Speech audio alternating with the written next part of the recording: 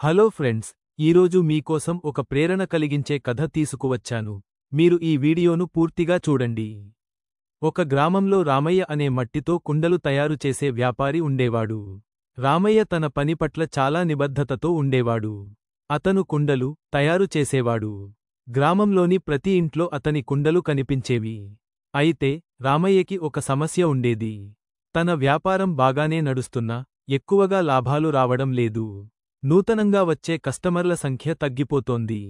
అలాంటి సమయంలో రామయ్య ఆలోచించాడు, నా దుకాణానికి మంచి పేరు పెట్టుకుంటే కస్టమర్లు బాగా వస్తారు. అలా అని రామయ్య తన దుకాణానికి బోర్డ్ పెట్టించాడు. నాణ్యమైన కుండలు అమ్మబడును అని అందంగా రాశాడు. అతని ఉద్దేశ్యం ఏంటంటే కస్టమర్లు ఈ పేరును చూసి నమ్మకంతో వస్తారని. ఒకరోజు ఉదయం ఒక కస్టమర్ ఆ దుకాణం దగ్గరికి వచ్చాడు. బోర్డ్ని చాలా సమయం పరిశీలించాడు. ఆ తర్వాత రామయ్య దగ్గరకు వెళ్లి ఇలా అన్నాడు, అయ్యా, మీ బోర్డ్ చూశాను. నాణ్యమైన కుండలు అమ్మబడును అని రాసి ఉంది. కానీ మీరు నిజంగా నాణ్యమైన కుండలు అమ్ముతారని చెబితే అది మీ కుండల నాణ్యత ద్వారా కనిపించాలిగాని ఈ బోర్డ్ మీద రాయడం అవసరమా అని అడిగాడు. రామయ్య ఆ మాటలు విని తనలో తాను నిజమే కదా అని నాణ్యత అంటే కనిపించాలి, రాయడం అనవసరం అనుకున్నాడు. ఆ వెంటనే రామయ్య ఆ బోర్డ్ మీద నాణ్యమైన అనే పదాన్ని తీసేసి కుండలు అమ్మబడును అని మాత్రమే వ్రాశాడు. ఇంకో రోజు ఇంకొక కస్టమర్ రామయ్య షాప్కి వచ్చాడు. ఆ కస్టమర్ ఆ కొత్త బోర్డ్ని చూసి నవ్వుతూ ఇలా అన్నాడు, రామయ్య గారు, ఇది అవసరమా? ఈ గ్రామంలో అందరికీ తెలుసు మీరు కుండలు అమ్ముతారని. బోర్డ్ మీద ఇది రాయడం అనవసరం. ఇలాంటి పాత మాటలు రాసి పెట్టకండి. బోర్డ్ని పూర్తిగా తీసేయండి. రామయ్య మరోసారి ఆ మాటలు ఆలోచించి, ఇతనిది సరైన సలహానే అనిపిస్తోంది.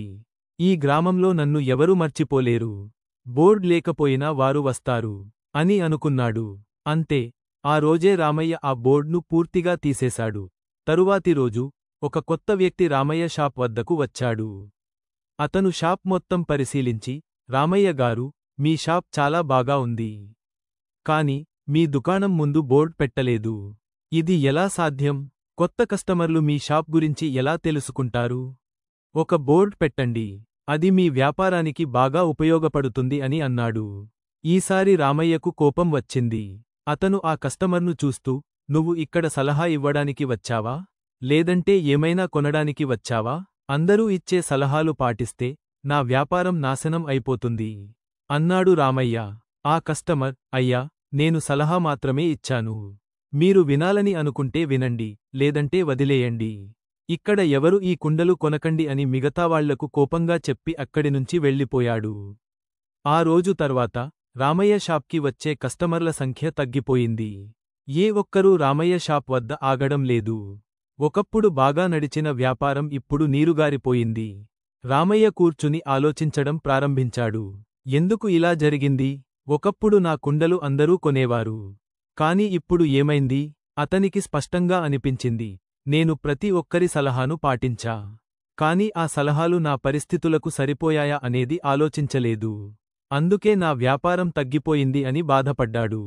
ఈ కథలో మనం గ్రహించవలసింది ఏమిటంటే, ప్రతి ఒక్కరి మాటలు, సలహాలు వినడం మంచిది. కాని వాటిని అనుకరించడం ముందు అవి మన పరిస్థితులకు తగినవేనా అని చూడాలి. 1. విద్యలో మీరు ఏదైనా కోర్సు చేయాలని అనుకుంటే మీకు ఎంతోమంది సలహాలు ఇస్తారు.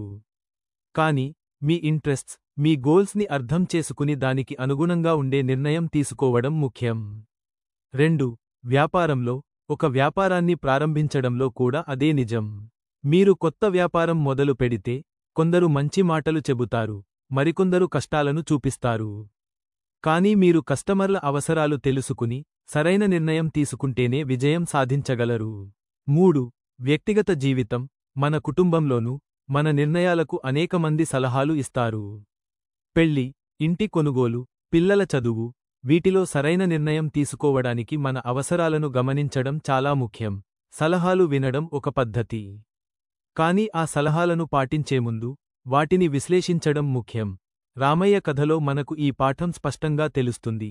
ప్రతి ఒక్కరి మాట వినండి, కానీ వాటిని ఆచరణలో పెట్టే ముందు మీకు అనుకూలమయ్యే దానిని మాత్రమే ఎంచుకోండి. అది మీ విజయానికి దారితీస్తుంది. ఫ్రెండ్స్, మీ జీవితంలో మీరు ఏ నిర్ణయం తీసుకున్నా ఆలోచన చేసి సరైన దానిని ఎంచుకోవాలి. అప్పుడు మాత్రమే మీరు మీ లక్ష్యాలను చేరుకోగలరు. ఈ కథ మీకు నచ్చితే లైక్ చెయ్యండి. మీ ఫ్రెండ్స్కి షేర్ చెయ్యండి. అలాగే ఇలాంటి సిట్యుయేషన్ మీ లైఫ్లో జరిగితే కామెంట్ చెయ్యండి. మరియు సబ్స్క్రైబ్ చెయ్యడం మర్చిపోవద్దు.